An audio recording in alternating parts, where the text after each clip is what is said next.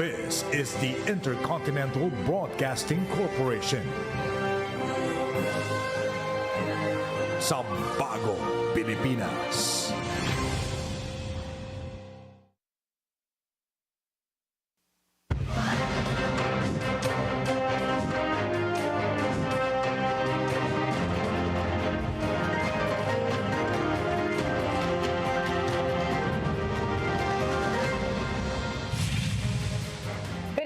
This is 13 News. Let's get into the headlines right now.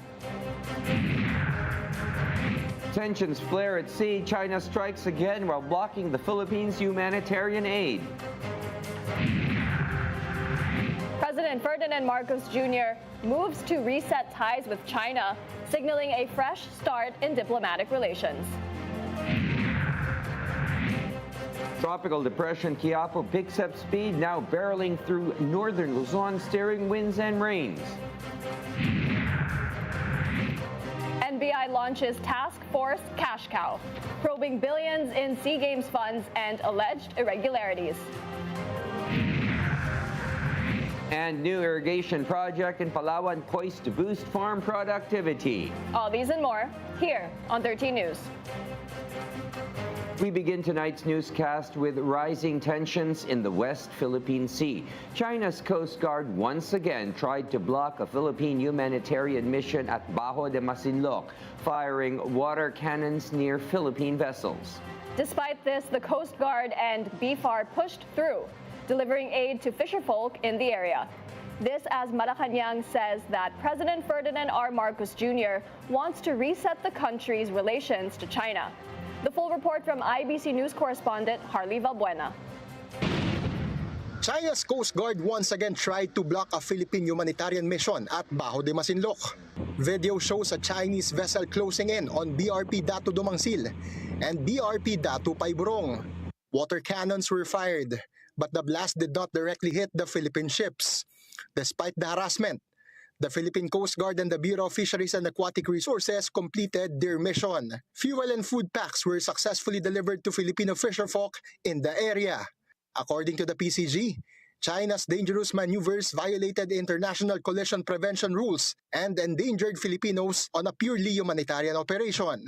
Before this, President Ferdinand R. Marcos Jr. and Chinese Ambassador Jing Chuen met in Malacanang after the recent incident in Ayungin Shoal. The meeting lasted for 1 hour and 20 minutes and according to the palace, nais na mangyari dito ng Pangulo ay hindi na maulit ang mga pangyayari at ma-reset sana ang relasyon ng China at ng Pilipinas. However, the palace did not confirm the Chinese ambassador's claim that he and the president were able to come up into an agreement. Ang huli nating nadinig ay ang secret deal. Pero hindi yun sa panahon ni Pangulong Marcos Jr. Diba? Yun yung sinasabing secret deal na hindi dapat gumalaw sa BRP Sierra Madre, right? Pero hindi yun deal with President Marcos Jr. Yusek Castro added that after the meeting, the Chinese envoy left the room smiling and positive reactions were also seen with the president and even to Executive Secretary Ralph Recto. Malacanang stressed that President Marcos Jr. always exercises good faith in talking to China, but he also respects the opinion of Defense Secretary Gibo Teodoro, who insisted that China should never be trusted. Secretary Teodoro, meanwhile, hits anew the Chinese ambassador. Hindi tayo ungguin ng mga unggoy. Ungguin niya yung iba, huwag tayo. Earlier in the day, President Marcos Jr. visited the 2 Philippine Navy personnel who were hurt during a clash in Ayungin Shoal, and he conferred them with the Order of Lapu-Lapu along with 100,000 pesos financial assistance each. He also conducted aerial inspection at Malampaya gas field to personally oversee the operations of the facility which supplies natural gas to power plants in Luzon. Harley Valbuena, IBC News. Breaking tonight, U.S. President Donald Trump spoke with Philippine President Ferdinand R. Marcos Jr. This was first confirmed by the U.S. Embassy in a Facebook post and by the Presidential Communications Office thereafter. U.S. Ambassador Lee Lipton says this aims to ensure regular communication between the two leaders. During the phone call, Marcos Jr. and Trump tackled global, economic, and security issues. The call followed the chief executive's meeting with U.S. Secretary of State Marco Rubio. Trump assured President Marcos that he would raise the Philippines' concerns in his upcoming meeting with Chinese President Xi Jinping. Higher income awaits farmers in Palawan as the new Ibaturaan small reservoir irrigation project in Aborlan expected to boost agricultural productivity. President Ferdinand R. Marcos Jr. inaugurated the new irrigation facility, which costs more than 886 million pesos. It is the largest irrigation system and the first reservoir-type irrigation project in Palawan designed to improve farm productivity. Sa panahon ngayon, lalo na sa gitna ng tagtuyot o El Nino, hindi na pwedeng umasa lang tayo sa pagdating ng ulan. Dahil nagbabago pati ang panahon. Kaya talagang kailangan na kailangan ang mga irrigation project na ito. The project will irrigate some 1,072 hectares of farmland, benefiting 425 farmers in Arborlan. The president also announced plans to build solar-powered irrigation pumps equipped with AI-based satellite monitoring and fertigation systems, or the practice of injecting water-soluble fertilizers directly into an irrigation system as part of the government's agricultural modernization program. Inaasahan natin na mas maraming sako ng bigas, mas masaganang ani sa gulay, mas malaking kita para sa ating mga magsasaka. Bilang magsasaka, pangalagaan namin ito upang magamit ito ng susunod na salinlahi.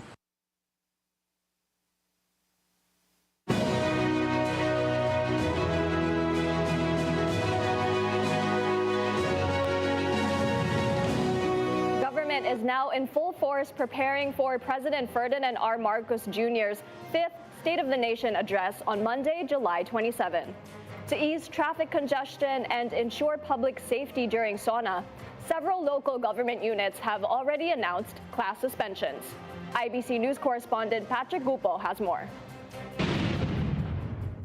President Ferdinand R. Marcos Jr. is in the final review of his speech for his 5th State of the Nation address on July 27. Malacanang says the president may deliver major announcements, though details remain under wraps. Definitely hindi mawawala ang mga naging accomplishments ng administrasyon. Pero kung ano pa ang kanyang sasabihin, hintayin po natin sa Lunes. SONA preparations are in full swing at the Batasang Pambansa, with security and coordinating staff declaring 100% readiness. According to House Surgeon-at-Arms Melchor de la Cruz, security forces are focused on protecting the president and attendees during Monday's SONA. Executive Secretary Ralph Recto has directed law enforcement, transport, and emergency response agencies to ensure a peaceful, orderly, and safe conduct of the annual address during his top-level security meeting. Meanwhile, several local government units have announced the suspension of classes on July 27 due to expected road closures and heavy traffic. Quezon City LGU has suspended classes at all levels in both public and private schools. Manila LGU also declared class suspensions to encourage the public to watch the SONA. Patrick Gupo, IBC News. President Marcos Jr. is stepping up relief efforts for millions of Filipinos amid soaring prices of commodities, a clear signal of the president's push for targeted help during tough times. The president aims to champion these accomplishments in his 5th State of the Nation address. IBC correspondent Ezra Abad has the story. Because of his old age, taxi driver Rogelio admits he can no longer find another way to earn a living other than driving his taxi, which is why government assistance is crucial for him and his family to continue operating his public transport vehicle amid soaring fuel prices. Kumita lang ako 100 o 200, Kung wala yung subsidy na yan, wala. Edad ko na 80 na. Kaya hindi ko na kaya na lumipat sa ibang kumpanya. In response to this kind of grievances, President Ferdinand R. Marcos Jr. established the Uplift Program under the declared national energy emergency through Executive Order Number 110. The Uplift Program is led by the President and composed of key agencies focused on creating and implementing programs for vulnerable sectors affected by the energy crisis. Isa lamang ang aming pamantayan, agaran, pinakamabilis at direktang mararamdaman ng ordinaryong Pilipino, hindi bukas, hindi sa susunod na linggo, ngayon. The DSWD also distributed 5,000 pesos cash aid to those in the public transportation sector under the IX program. The service contracting program was likewise implemented for PUVs, along with a 50% discount at MRT3 and LRT2 and the deployment of free rides. The President further expanded the Uplift program, granting an additional 2,000 pesos cash aid from the DSWD to 3.5 million beneficiaries of the Pantawid Pamilyang Pilipino program or 4Ps and the Walang Gutom program. Layunin ng uplift assistance na mapangalagaan ang kakayahan ng mga pamilyang Pilipino na matustusan ang kanilang pang-araw-araw na pangangailangan. Kasabay nito, pinalawak natin ang saklaw na tulong upang mas maraming Pilipino ang makinabang sa programa. The Uplift program is one of the initiatives the President is expected to highlight in his 5th State of the Nation address this Monday. Ezra Abad, IBC News.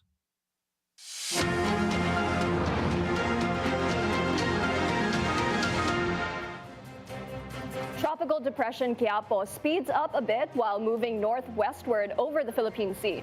Based on the data from Pag-asa, Quiapo was last spotted 830 kilometers east of northern Luzon, packing maximum sustained winds of 45 kilometers per hour and gustiness of up to 55 kilometers per hour. Tonight, signal number 1 is up over Batanes, Cagayan, including Babuyan Islands, Isabela, Apayao, Abra, Kalinga, eastern and central portions of Mountain Province, some parts of Ifugao, as well as Ilocos Norte, some parts of Ilocos Sur, Aurora, Quirino, and Nueva Vizcaya.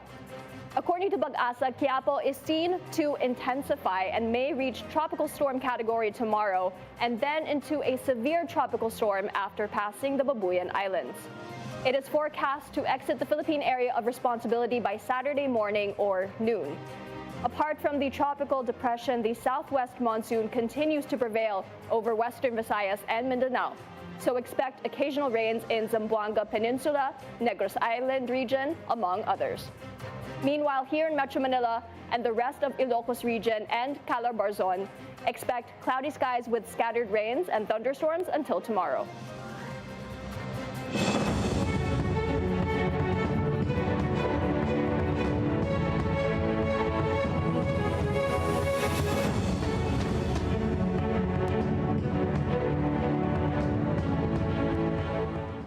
As the Senate Impeachment Court prepares to adjust its schedule, attention has shifted to new developments. Among them is Vice President Sara Duterte's request for the Senate to shoulder the catering services for her legal team.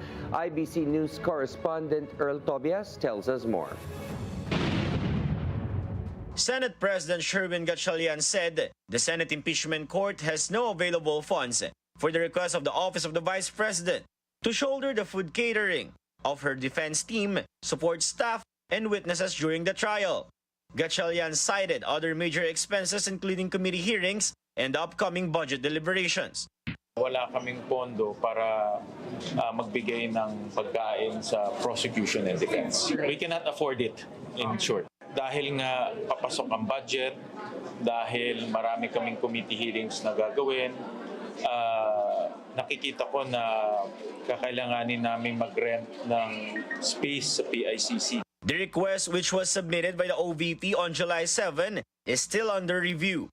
Gatchalian's feedback was supported by the prosecution. Parang the OVP is basically opening up the Senate for a procurement case. Hindi ba kasi parang ang gusto nila sarili nilang caterer pero ang tagabayad ibang tao. No, so I think yung Senate po dapat magpasya. Moreover, the House prosecutors said they may seek clarification from the impeachment court regarding Senator Robin Padilla's remark that the prosecution had no right to question them. They also reiterated that while the prosecution is expected to advocate its case, impartiality is a responsibility that rests with the senator judges. Magandang makapaglinaw po with the Senate Impeachment Court kung yan ho ba talaga yung patakaran ng korte, kasi medyo mabigat din po yung binanggit na wala kang karapatang magtanong. Meanwhile, prosecution spokesperson Attorney J. Tolosa said he will scale back his media duties while participating in the trial, following a reminder from presiding officer Francis Cheese Escudero. Siguro para mas masigurado din natin na hindi magkakaroon ng problema when it's my time to be on deck, I'm gonna cut back my spokes duties. The trial will resume on July 29 from 10 a.m. to 3 p.m. with the prosecution expected to present 2 former Land Bank branch managers as witnesses in connection with the alleged misuse of confidential funds by the Office of the Vice President and the Department of Education. Earl Tobias, IBC News. The National Bureau of Investigation, or NBI, has formed Task Force Cash Cow to investigate alleged anomalies in the 2019 Southeast Asian Games. NBI Director Melvin Matibag said up to 6.7 billion pesos in government funds were transferred to the Philippine Southeast Asian Games Organizing Committee, or PhysGOC. It came from the Department of Budget and Management, Philippine Sports Commission, and Philippine Olympics Committee. Initial documents point to questionable transactions involving the organizing committee. So far, subpoenas have been issued to 7 individuals, including PhysGOC Board of Directors, who are set to appear before the NBI next week. Coming up next, the BCDA debunks claims against the PAC Silica project, defending its environmental safeguards. Stay tuned. This is 13 News.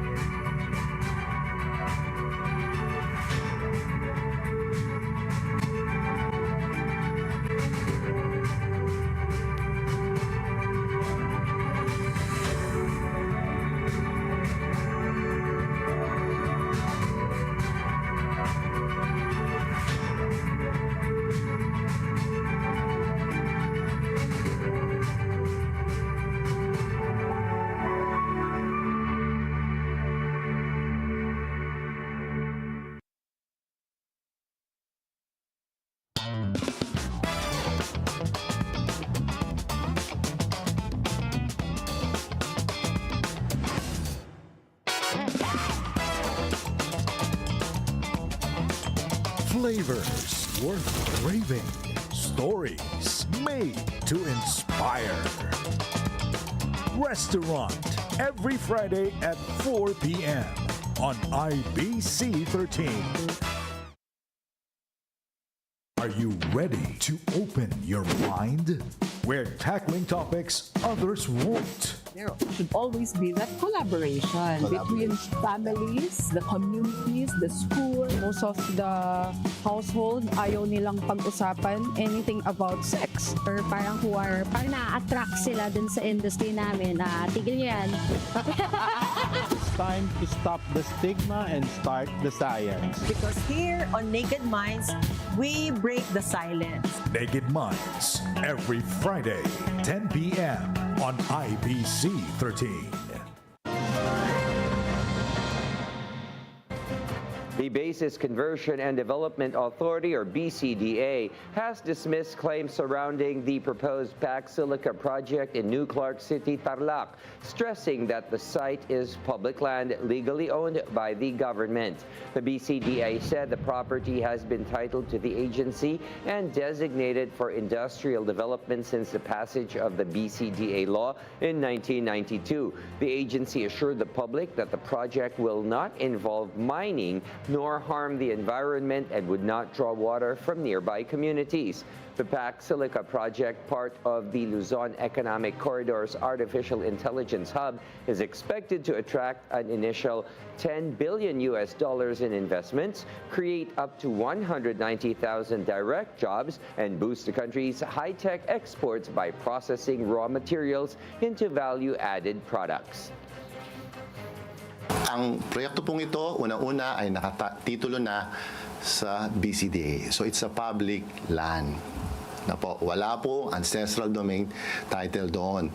Pangalawa, ay naka-earmark na to sa pagbuo pa lang ng BCDA law noong 1992 na ito ay industrial development.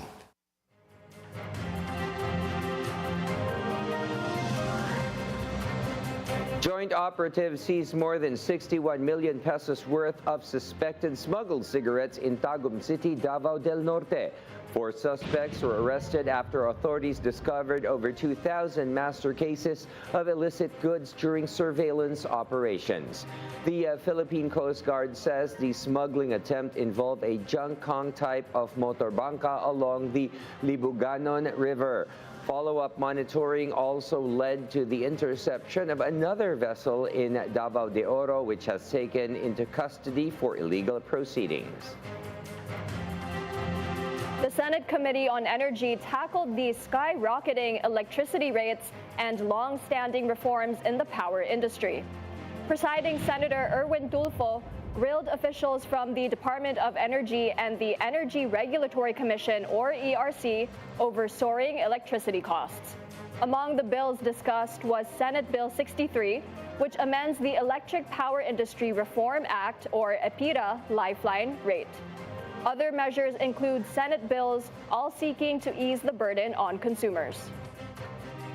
We're at the mercy of the power generators, distributors. Pag tinignan mo ang electric bill, lahat pinasa na sa tao. Wala bang pwedeng sagutin? Pati mga systems loss, Panginoon ko, na nag-evaporate sa hangin, i-charge pa sa tao? In its defense, the ERC said it only regulates half of the energy sector, which only contributes to 20 to 22% of the power bill charged. Stakeholders stressed the need for reforms that balance consumer protection with industry competitiveness. Dito naman po supposedly gagana yung kompetisyon at sila mga competitors magpabababaan ng kanilang singil nang sa ganon ay makuha nila yung merkado, makuha nila na masuplayan ng Meralco, ang ibang mga kooperatiba, ang mga RES, ang mga contestable customers. Dito po sana gagana yung kompetisyon na magpapababa sa singil sa kuryente.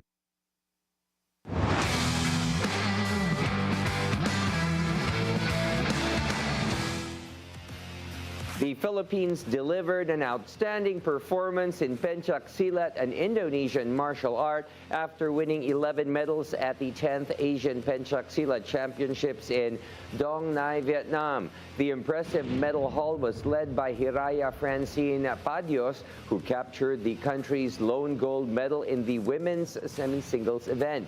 The national team also won 5 silvers and 5 bronze medals across the Seni and Tanding events, marking a major milestone for the Philippines in the sport.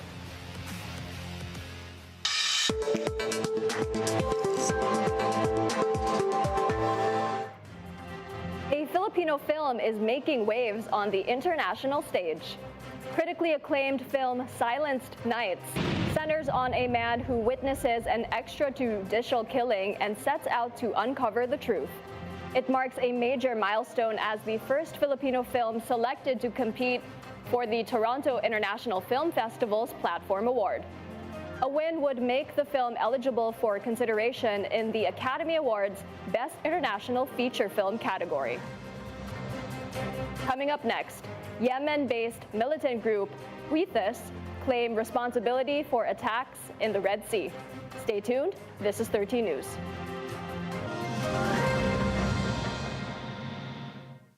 Kayo ba ay may mga isyong may kinalaman sa karapatang pantao o pangkalusugan? isyung legal at pangangailangang medikal, ito ang programang magbibigay payo, tulong para sa mga mamamayang nangangailangan. Kasama sina Congressman Zia Alonto Adyong at Attorney Mix Nograles. Makakasama niyo kami sa paghatid ng kwento at tulong, pag-asa at pagbibigay ng mabilis at di kalidad na serbisyo. Tutukan ang lahat ng ito sa House at Your Service tuwing Sabado, 1:00 ng hapon dito sa IBC 13 at Congress TV.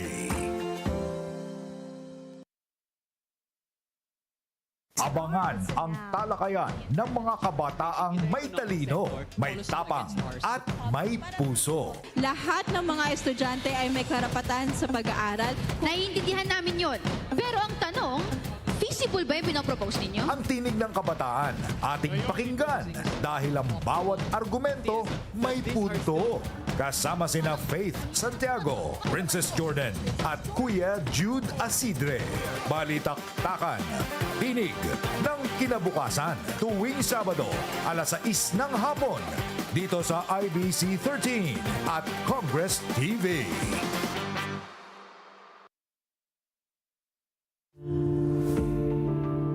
Sila ang mga hinalal ng taong bayan upang maisulong ang kaunlaran sa bayan at maiangat ang antas ng kabuhayan ng mamamayang Pilipino.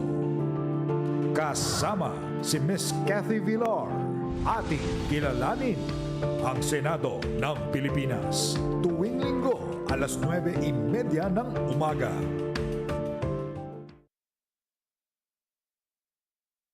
Obra mula sa basura? Pwede yan, basta't kasama mo ang buong Artkada. Kaya Artlinks, game na ba kayo? Ilabas na ang inyong art materials at unleash your creative minds. Let's turn trash into treasures sa mga super fun at colorful activities. Don't worry, si Kuya Kel ang bahala sa inyo. Kalye, sining tuwing Sabado, 4 p.m.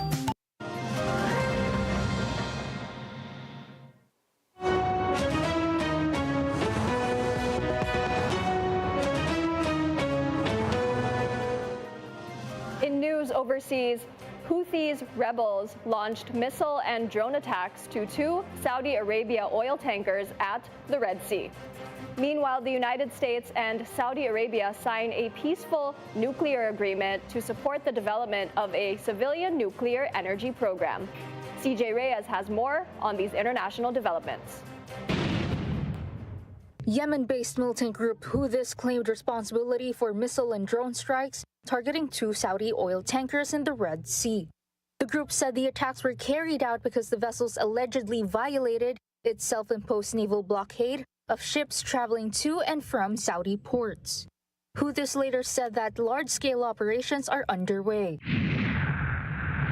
The United States and Saudi Arabia have signed a peaceful nuclear cooperation agreement. The 30-year multi-billion-dollar deal would give Saudi Arabia access to U.S. technology for a civilian nuclear energy program. Saudi Arabia's Ministry of Energy said the agreement is intended to strengthen cooperation between the two countries through the peaceful use of nuclear energy. The agreement could also allow Saudi Arabia to enrich uranium, raising concerns about nuclear proliferation.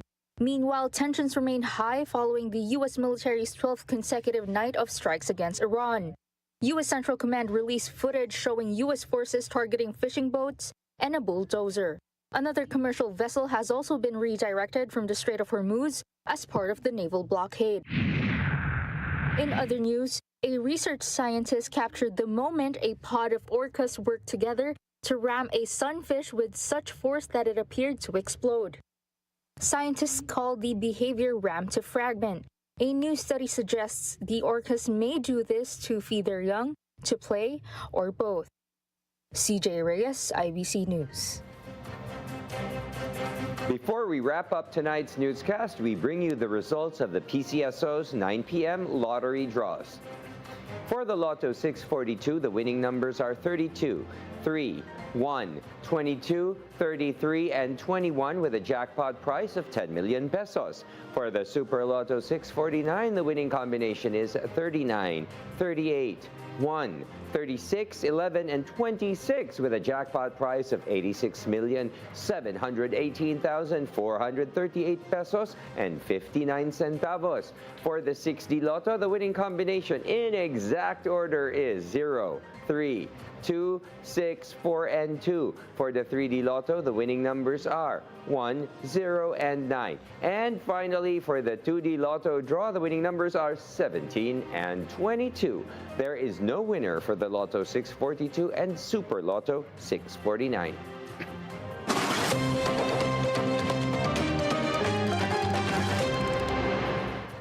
Tomorrow, July 24, marks the International Self-Care Day, a global observance that encourages people to prioritize their physical, mental, and emotional well-being. The observance also concludes the World Health Organization's Self-Care Month, with this year's campaign urging everyone to test, track, and thrive by taking charge of their health. Angela, I think that everybody needs to take good care of themselves because technically, I think at the end of the day, you only have yourself, right? There's so many ways that you can as well. Mm-hmm. Also tomorrow, the 59th ASEAN Foreign Ministers meeting and related meetings officially come to a close in Manila. But before this, Foreign Affairs Secretary Maria Teresa Lazaro held 38 bilateral meetings with her counterparts, while participating countries conducted a total of 120 bilateral meetings throughout the week to discuss regional and international issues. Secretary Lazaro also highlighted ASEAN's role in bringing together foreign ministers and dialogue partners to strengthen cooperation and address shared global challenges as the meetings formally come to a close. Of course, it has been a great honor, to be able to host the ASEAN summits and have everybody in the Southeast Asian region here in the Philippines. Absolutely.